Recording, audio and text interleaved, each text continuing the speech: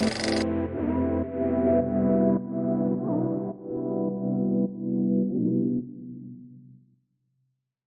everyone, welcome back to Lights Camera Thrills. I'm your host Diksha Sharma, and today's guest has one of the most unexpected journeys into films. From hammering nails at 14 to lighting sets on Hallmark Productions, Spencer Langlois has truly done it all. In today's episode, Spencer shares how a random Facebook casting call landed him a role on The Handmaid's Tale, how working in construction shaped his approach to collaboration, and why his upcoming short film, Hello Happiness, dives headfirst into trauma with raw honesty. If you want to learn more about Spencer and check out his work, we have dropped a link to his profile in the video description. Be sure to take a look. Has been a very long game of never let them know your next move. So I've got a lot of good experience in a lot of good places, but none of them like I kind of just went through. I just kind of bounced around, and it was a lot of fun. I'm currently a filmmaker. I'm very lucky. I've been able to make my entire living completely in film. It's not always the same department, but I started as an actor. Now I make most of my money doing art, like doing set dressing and set carpentry. So I was very open, and I work in other areas of film now too. And how did your journey start? Did you always wanted to be in film industry? I think I wanted to when I was really young. Like when I was a kid, I wanted to be an actor, but you get a little older and you start seeing just how complicated the world is, and I didn't think that was realistic. And I had a lot of people tell me, "Oh, you don't make good money in film. You don't make a lot of that." But I was able to learn really quickly that you needed to make money in order to have life work for you in any way, shape, or form. So that was what I geared my efforts towards in my teens and early 20s. And then I found myself like I stumbled back into film when I got older. And then I kind of remember realizing, like, okay, 10-year-old Spencer had a lot more figured out than everybody else let him believe. So Yeah. it's kind of a loaded question to say if I always wanted to do it, but I'm glad I found my way back. Yeah. It was kind of something that was meant to be. It could seem so, yeah. So what did you do between the time of being in films and wanting to be in films? Well, when I was in high school, I did take a drama class, but I mostly took it because you needed an arts credit and it was a relatively simple one to get. And I wasn't a good student. Even in the drama class, I was a bit of a shithead. But that was actually a time where my parents were encouraging me to really go into film. So I was lucky in that case. My parents were pushing me into film. Every other person I've met in film says their parents tried to push them into a proper job.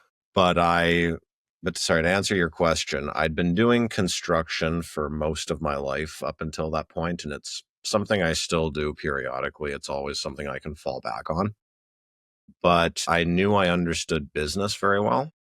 And so I ended up towards my later years of high school, I decided I was going to pursue an education in economics. So that's why I went to Trent University up in Peterborough.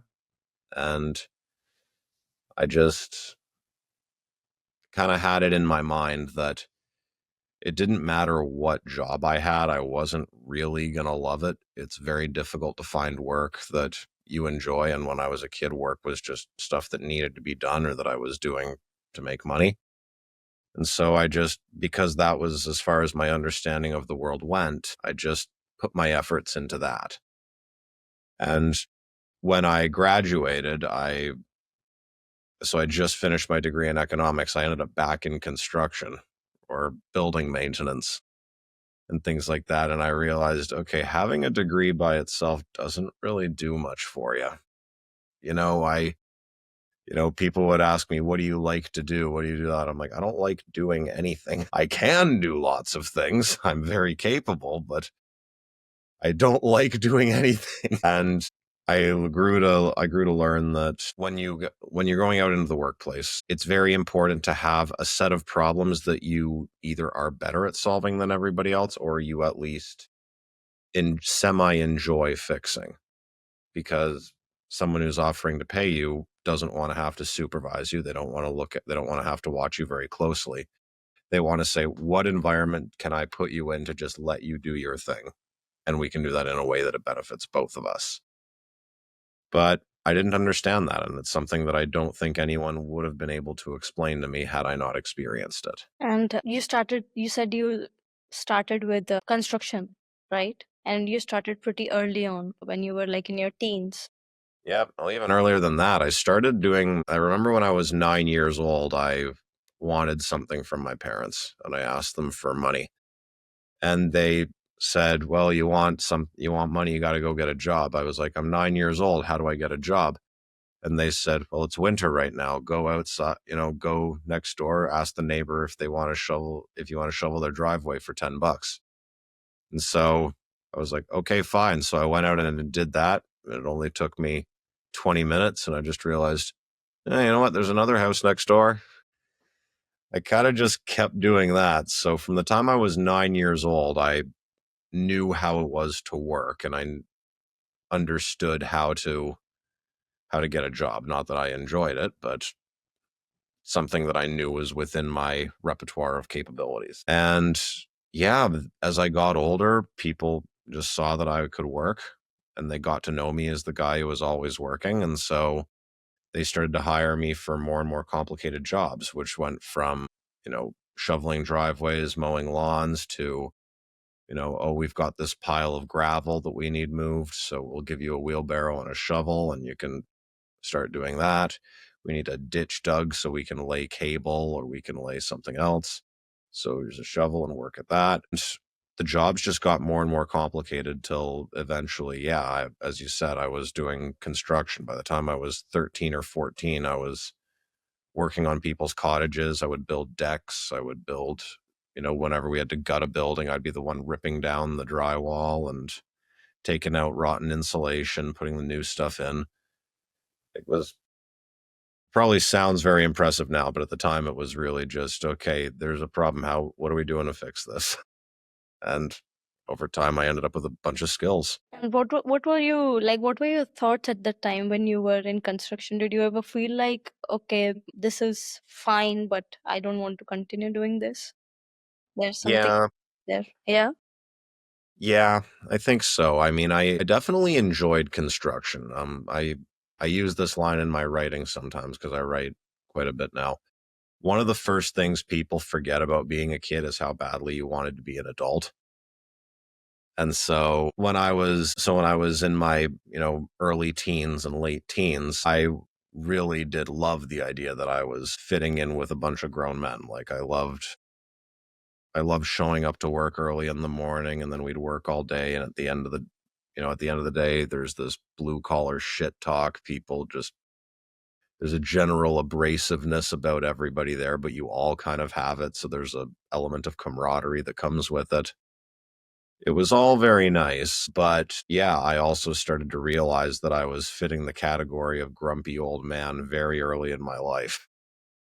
Like I think I was 14 when I had my first cigarette on a construction site. And then as I got older, that became a little more common because I grew to realize people that smoked had more breaks. So I picked up some bad habits for sure. You definitely get used to a feeling of, as long as I can show up and work, the rest of my personality can really go whatever direction. Like I noticed a lot of the men that I worked with, you know, some of them were divorced, absentee parents who had really not made a lot of great decisions in life, a lot of drug addicts, a lot of alcoholics, a lot of angry people, but there were also the same number of people that were like Bible thumpers, that like, went to church and didn't drink, didn't do anything like that, had been in the same marriage for, 20 years. So I realized there was a lot of diversity,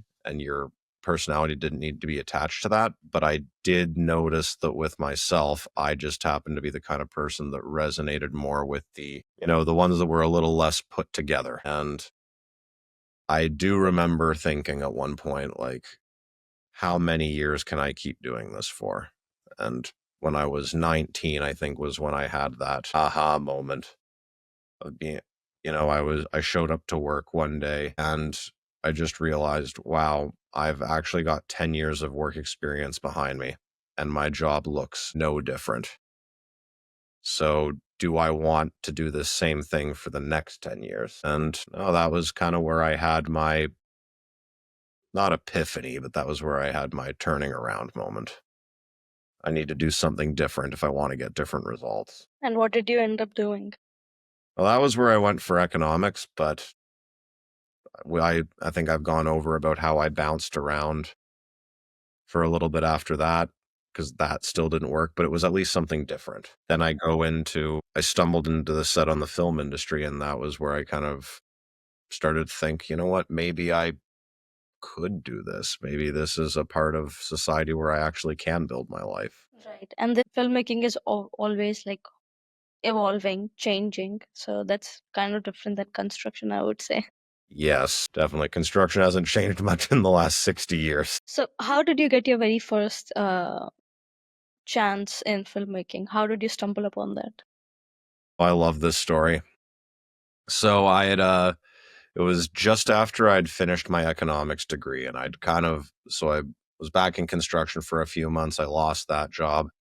And then I started working at or no, not, I would end up going to work at a company that sold SIM cards, which is a whole interesting story by itself.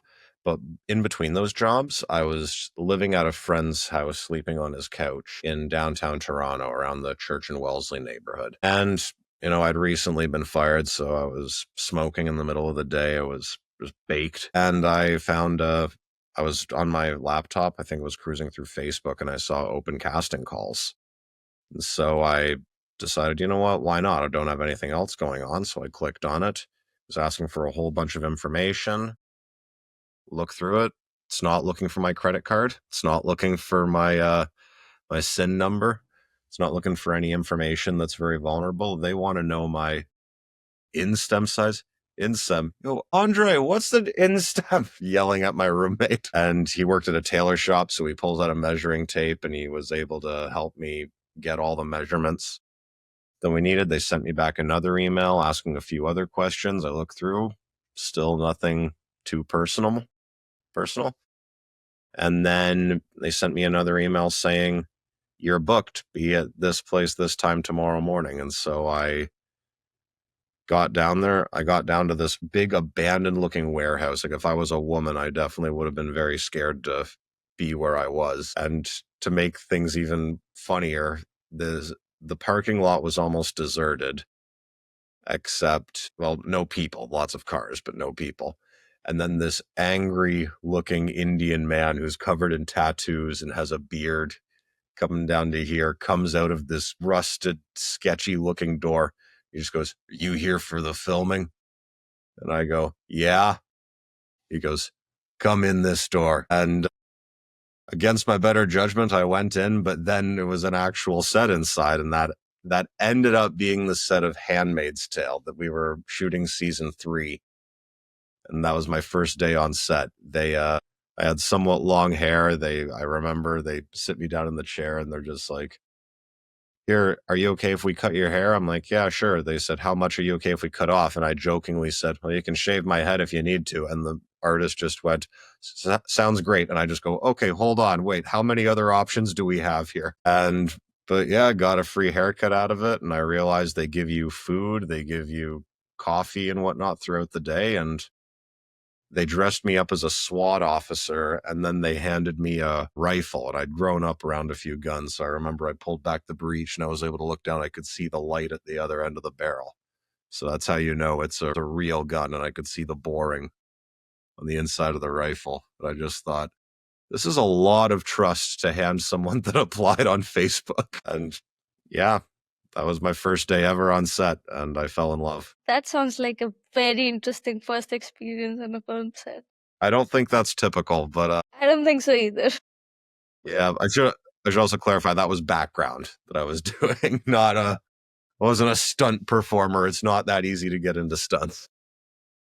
It's a very difficult job, really difficult. But what did you think from going from construction to a film set? It must be a drastic difference, as you said, but from a construction perspective, both are like places where you are collaborating with other people to create something, right?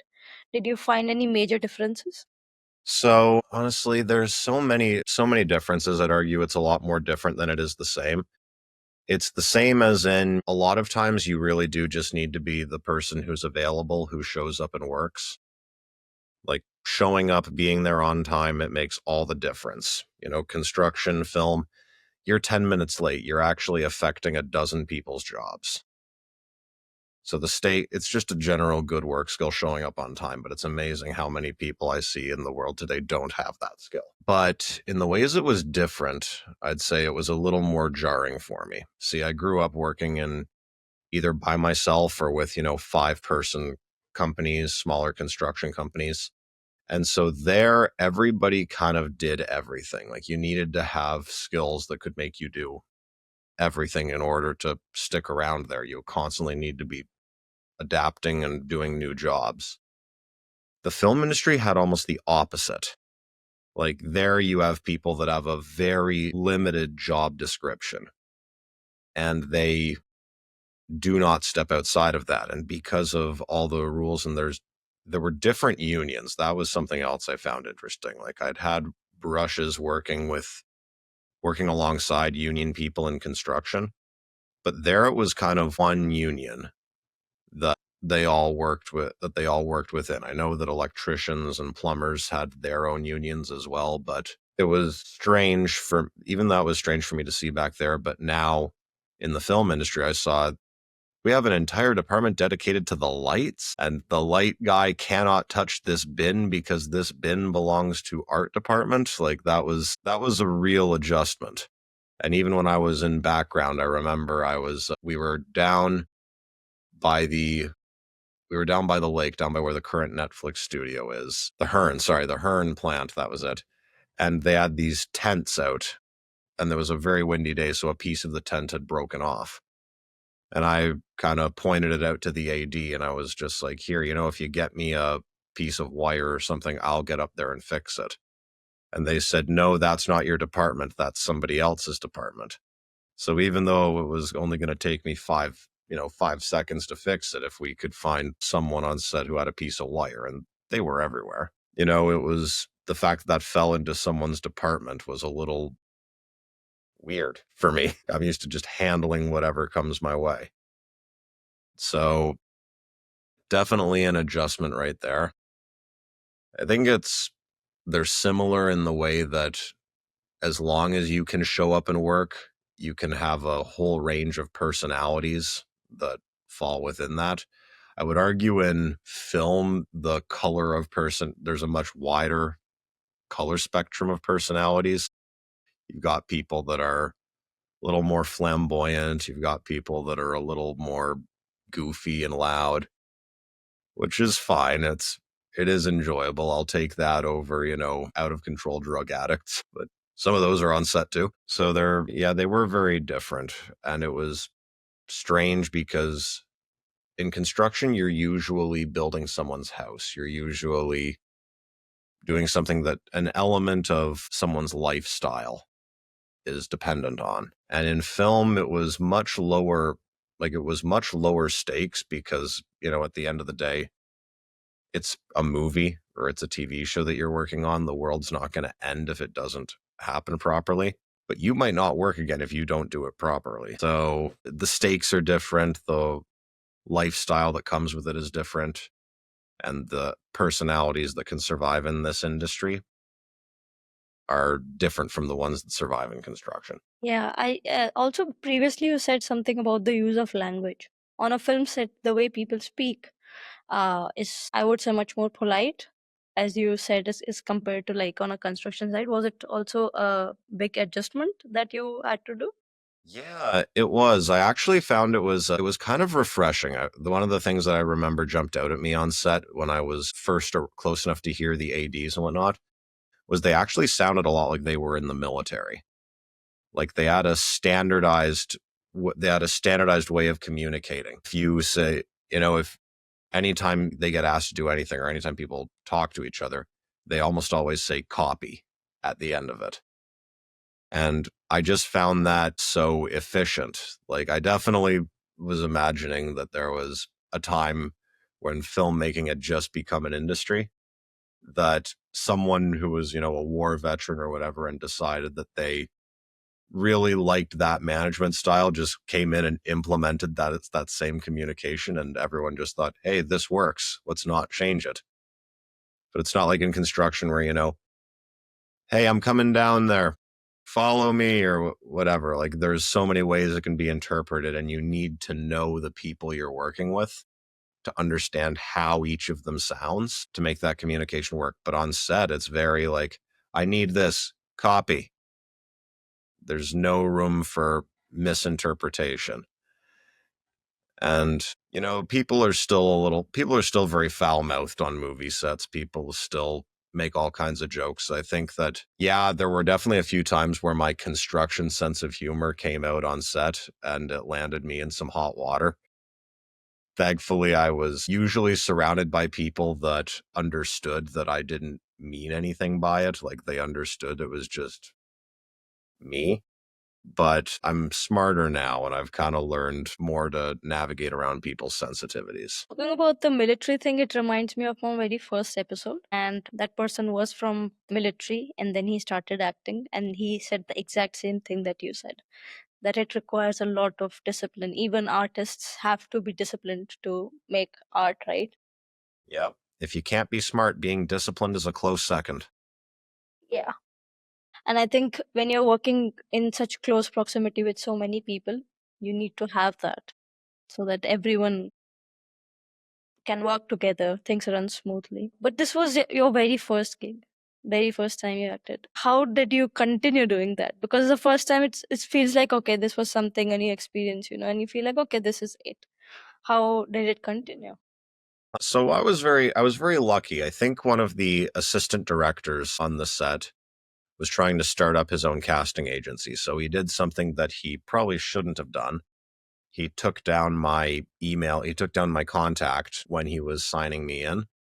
And then he sent me an email basically saying, hey, I'm a new talent agency and I'd love to sign you if I can. And the terms were a little bit sketchy. So I've learned since that these terms are not exactly terms that you should go by. You'd never want to sign with an agency that charges you money to get in there. But they basically told me they had kind of two options. I either could have paid 75 bucks up front for a registration fee, or I could do 40 bucks up front and then pay 45 out of my first paycheck. And so I opted to go for the second option because I thought, okay, well, you know what? If you're that attached to me getting a paycheck to get paid, I'm fine with I'm fine with foregoing an extra 10 bucks. So I ended up signing with this guy. I really just didn't know any better. And I don't know that they were the best agency in the world, so I'm not going to name them, but they did get me back on set. They lived up to their word that way, and through them I ended up getting work for the next 2 years. So just because someone was a little outside the rules there doesn't mean that they didn't work. Like, they worked hard for me and I made a lot of money working for them. Their practice admittedly was very low risk on their part, which would make them look sketchy to an actor. So I was lucky that an agency reached out to me, because if you go looking for an agency, you're a lot more likely to fall into a scam.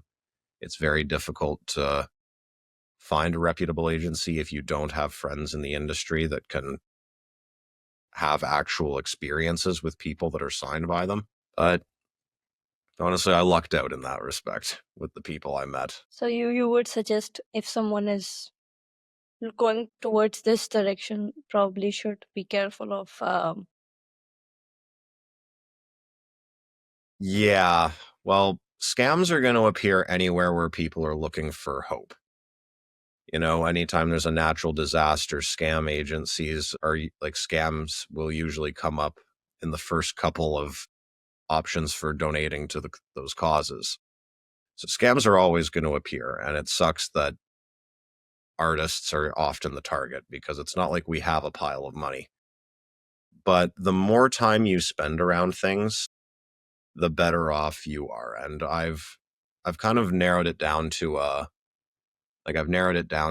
quick filtration system for whenever you're dealing with someone new in the industry is, are they asking for money or are they asking for your work? Because you have to do some work for free anyways. So if someone cheats you out of some, there's a way that you're still using that to propel your own career forward. Even if the person that you were working for isn't doing very well, maybe the people you were working with liked you, whatnot. But if it's paying somebody, you need to be paying them to do a job, or they need to be paying you to do a job to their parameters. And in that case, whoever's the one paying is calling the shots. So anytime you have someone saying, well, you pay me, and then you can start to do work, which in this case is acting, that's where you need to start asking more questions. And if you find yourself in a situation where that, for whatever reason, and these situations do come up, where you need to go out on a limb for someone that you don't exactly trust, you want to do everything you can to make sure that that person is invested in your success. So I ran into this in business too. Sometimes people will have sales jobs and they love to say, this is a completely commission-based job. And I would say, okay, well, then why do I need you? I've been doing commission-based jobs since I was shoveling driveways.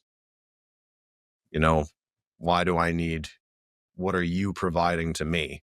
Because if it's a completely commission-based job, you can give me a product that has no value, put me into a place where there's absolutely no market, and then say it's my fault that it's not selling.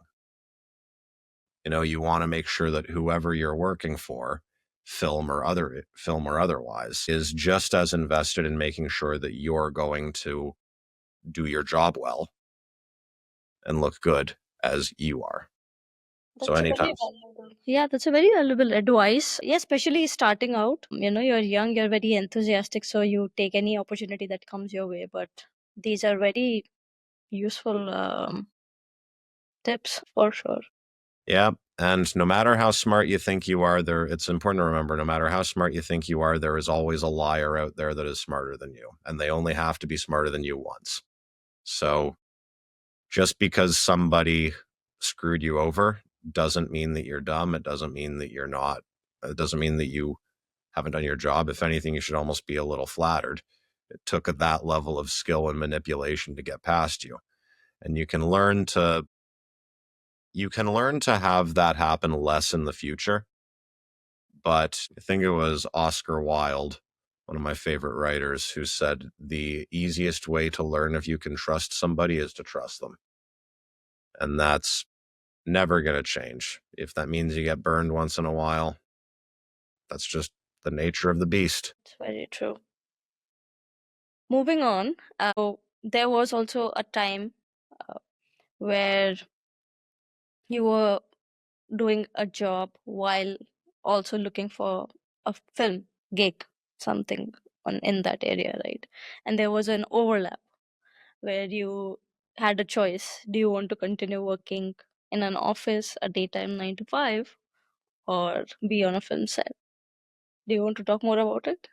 Yeah, sure. So it wasn't so I kind of had this 2 times. One was while I was selling the SIM cards, which was a kind of sketchy company to begin with, and I'm not glad about working for that company, but it was paying the bills at the time. And I basically told them, I said, I enjoy acting. It's not stable. So I'd like to have this other job in the meantime, but there'll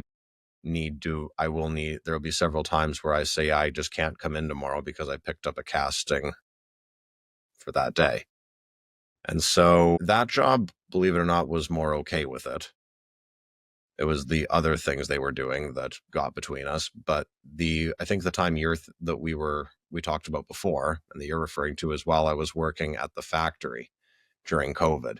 So just before COVID, I had kind of decided acting is what I was going to go into. But that was like January of 2020 that I made that decision, and I had no clue what was coming.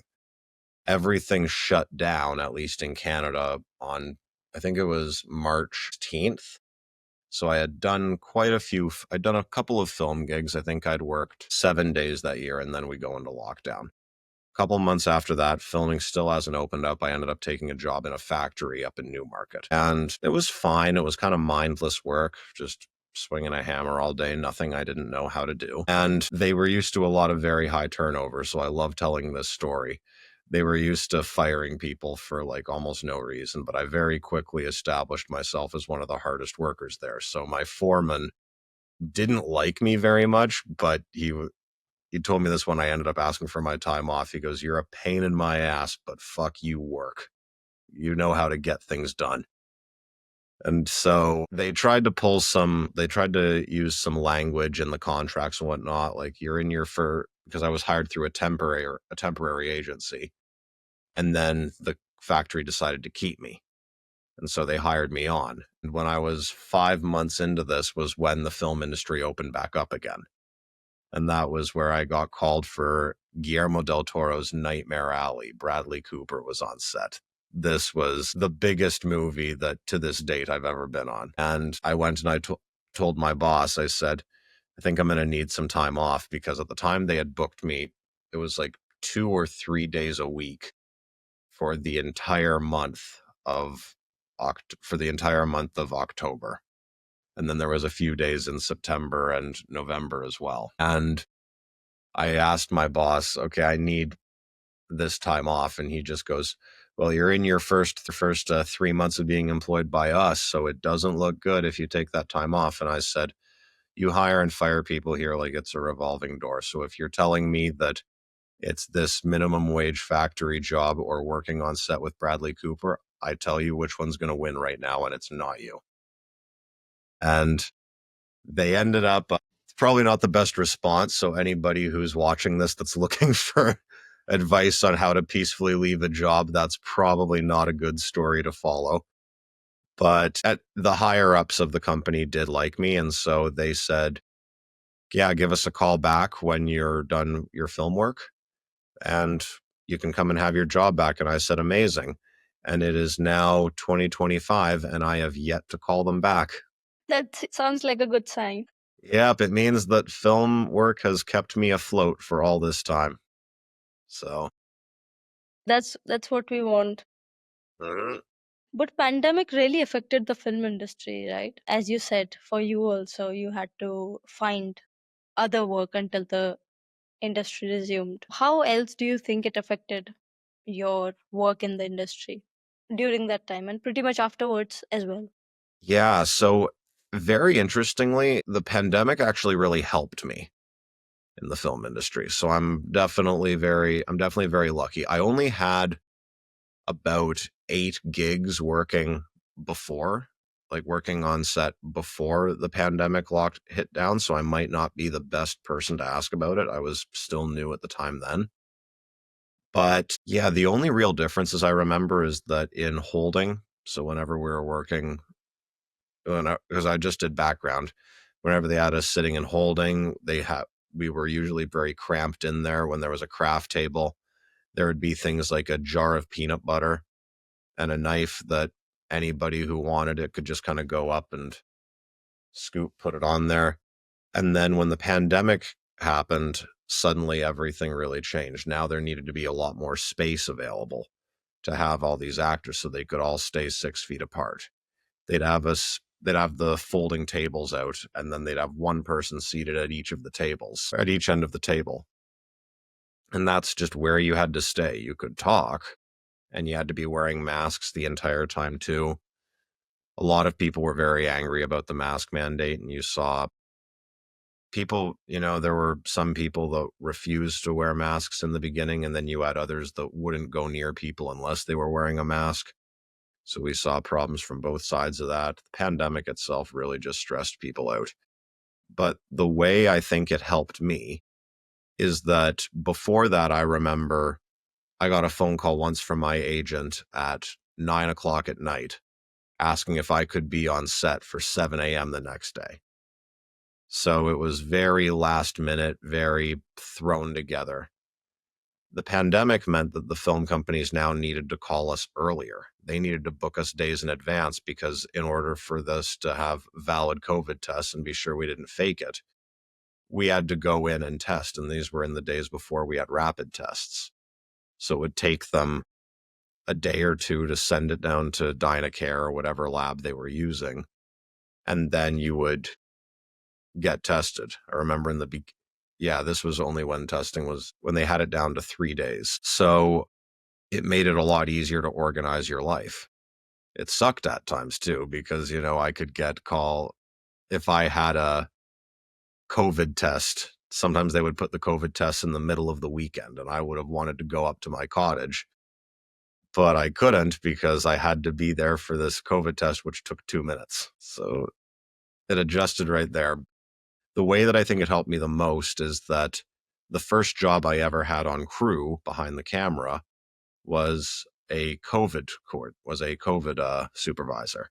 So I had to sign people in, take their temperature to make sure they didn't have a fever, make sure that everybody had a mask or fresh masks if they wanted them, and sanitizing commonly used areas. That was my job, and it had no real qualifications at the time. So a friend of mine that I had made in background had started to do this crew work, and she invited me. I think she had 2 days that she couldn't make it because she still had another job that she had to work. She asked me if I wanted to take those days. And so I went in, I worked for her. I enjoyed working in the crew. I noticed people treated me a lot better in the crew than they did as a background. Not that it made any difference to me. And then that's how I met, like, the friends that I made on that set still keep me employed to this day. So we're now a good 3 or 4 years later, and they're still proving to be very valuable connections I made on those sets. And one of the friends you also mentioned in one of our previous conversations was Holly English. Yes, Holly English. Yep, she's a really great friend to me. We still do keep in touch. We're not as close as we were back then, but she's the one who got me behind the camera. She's the one who at the time she was working at a daycare, I think, and so she had to work on Tuesday and Thursday. And those were 2 days that she couldn't work as COVID supervisor. So she asked me if I wanted to take it. Holly still is. She's a big social butterfly. So she was very good at talking to people and getting people to like her right away. And I was a little bit quieter. I would tend to be quieter when I was around people I didn't know and taking a step back. And so that really started this relationship between her and I where she would make connections with people and get her foot in the door. And once she had a way into a certain situation or a set, she would invite me, and then I would go in there with my more quiet energy. But then one of the downsides of being a social butterfly is that people don't always want a social butterfly. Sometimes a social butterfly can be too much. And so Holly is just being Holly and her cheerful self all this time. Some people who aren't quite feeling it start to get tired of her. And then they would talk to me just like, how would you feel if we didn't call Holly back for another one? And I would say, if Holly's not here, I'm not coming back either. And so I really tried everything I could to help. So I did everything I could to help her keep jobs and whatnot. But most of the time I owed it to her anyways, because I wouldn't have had the job if she hadn't gotten me there. That's pretty nice of you. I think people kind of forget in their way up to the top or just in life also, the people who were there for them. So that is really respectable. Thank you. Well, least I could do. But now you said that you are working on your own projects with a partner as well. So how's that relationship going? Well, that relationship's going great. So now it's very interesting. Shortly after I started doing my film work, I was working on C at the time. That was the Jason Momoa show. A guy that I had known in university named Mina Estefanius. You met him at the film festival there. He reached out to me and asked if he could how he could get involved in the film industry. Same kind of thing, but that didn't really set him apart. That meant he was one of probably 50 people that were all asking me, how do you get in the film industry? And I told them all the same thing. You got to start working in, you got to start by calling a background agency. So I would send them my agency that I was with, explain all the terms. I'm like, tell them I sent you. It's going to speed things up.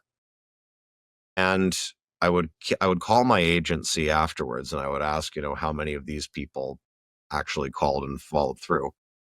And almost none of them did.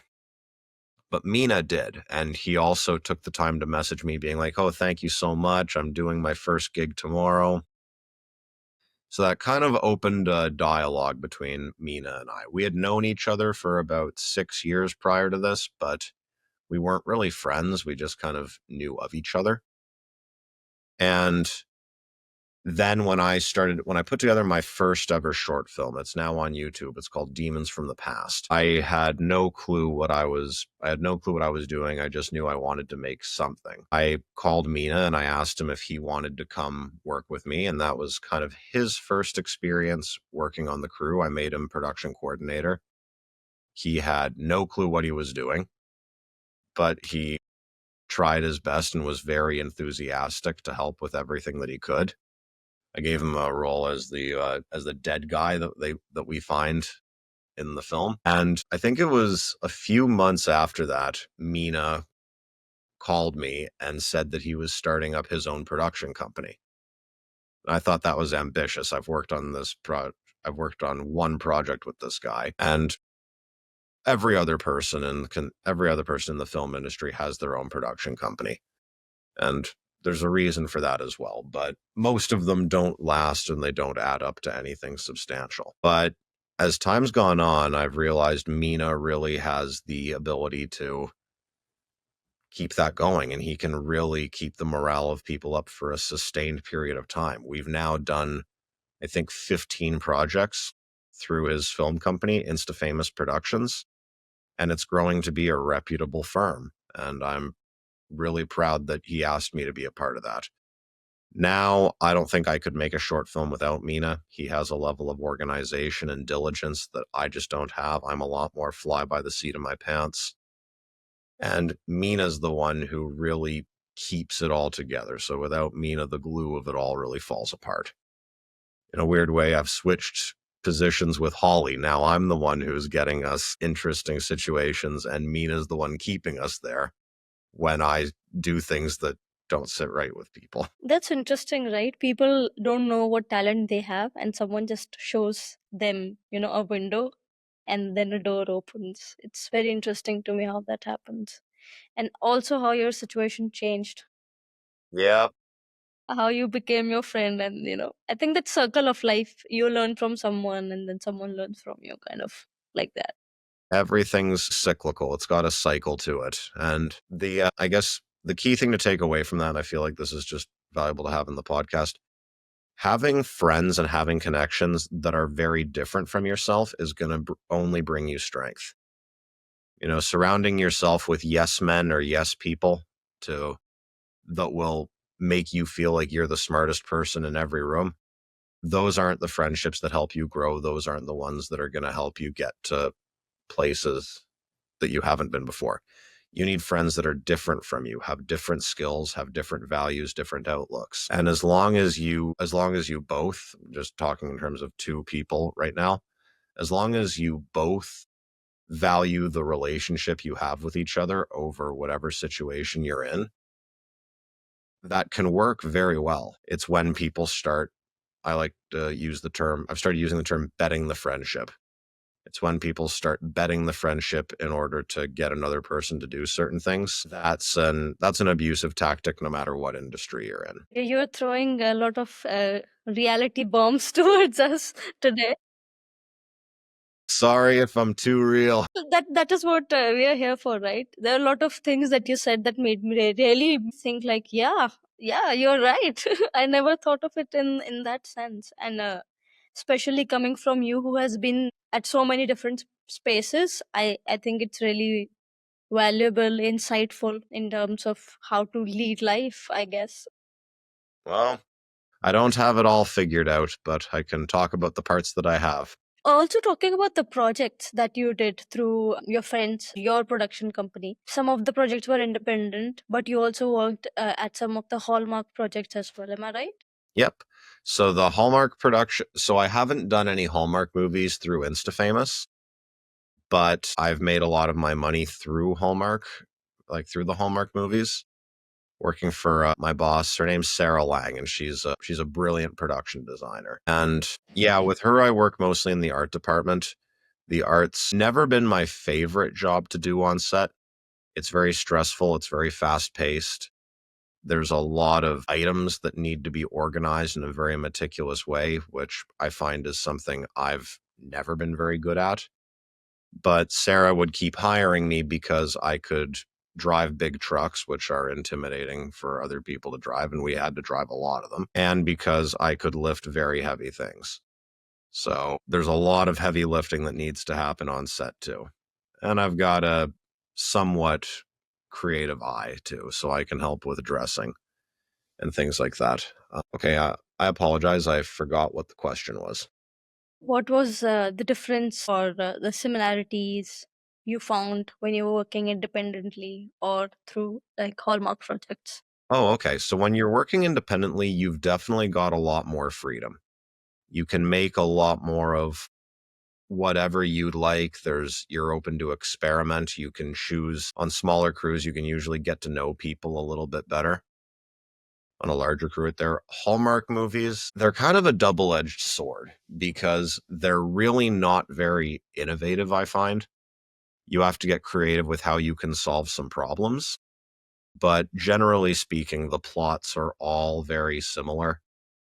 The characters are all very similar, and they're all made to fit a certain market, which is just people that want to watch a movie. They don't want to have to pay a crazy amount of attention to it.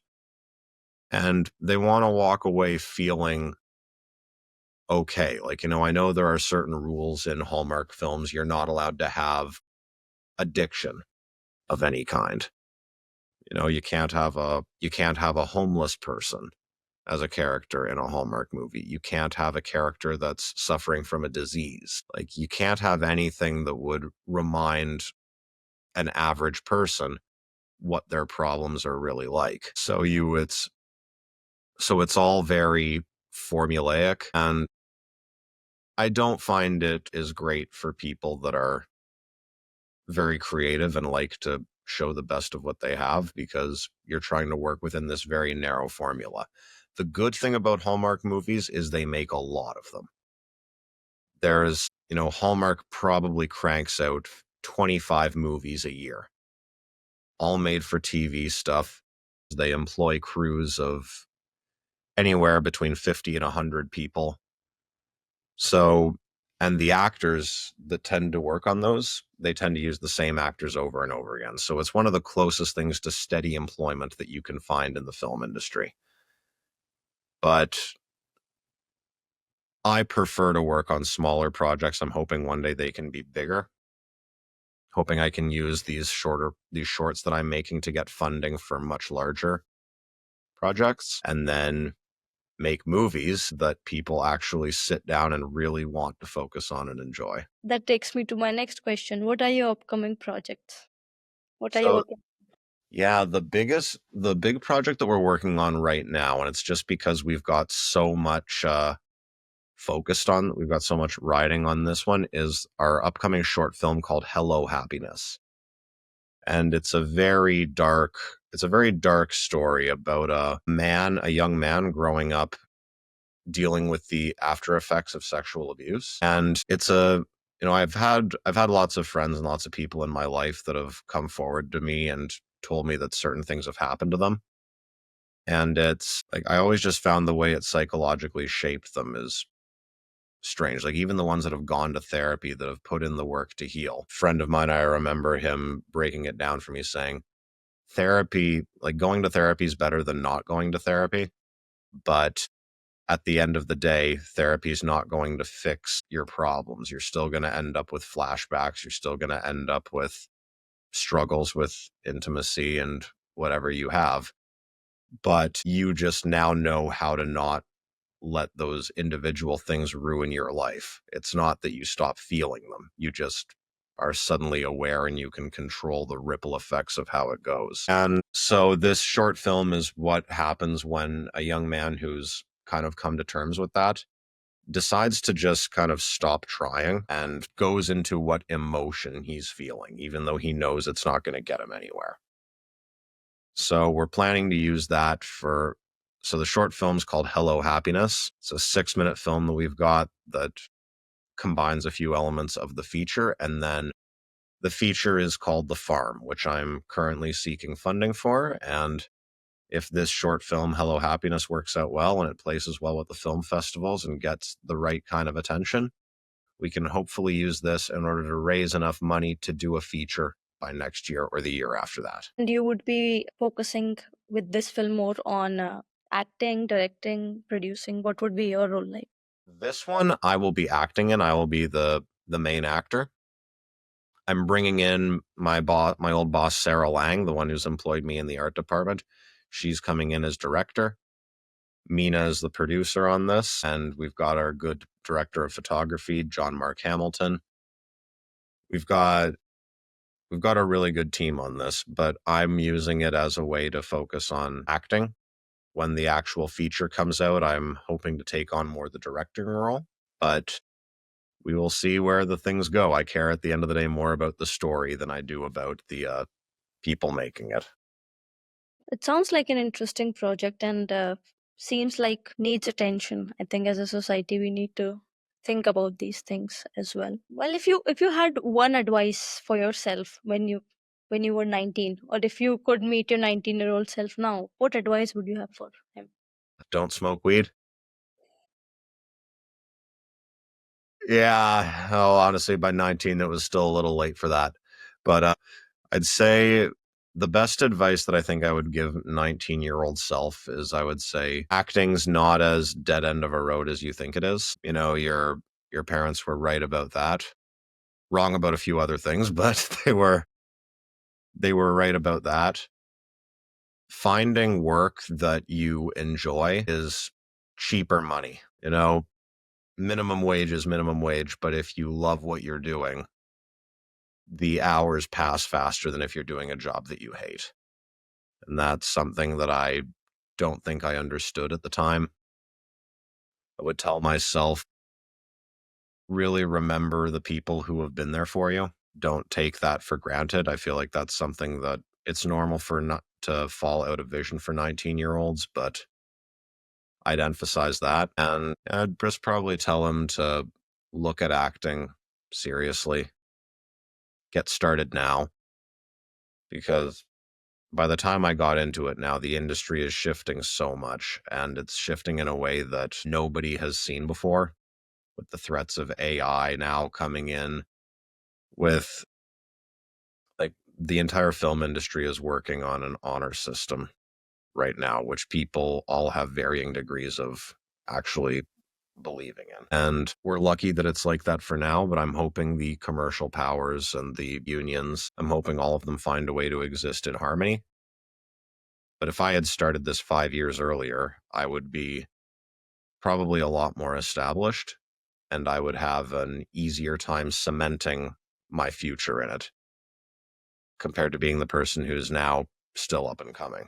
I hope that answers your question. 100% does. It was really inspiring and insightful to talk to you today. Thank you so much for being here, and I really look forward to your upcoming project. It sounds very important to me. Thank you so much. Keep an eye on the socials.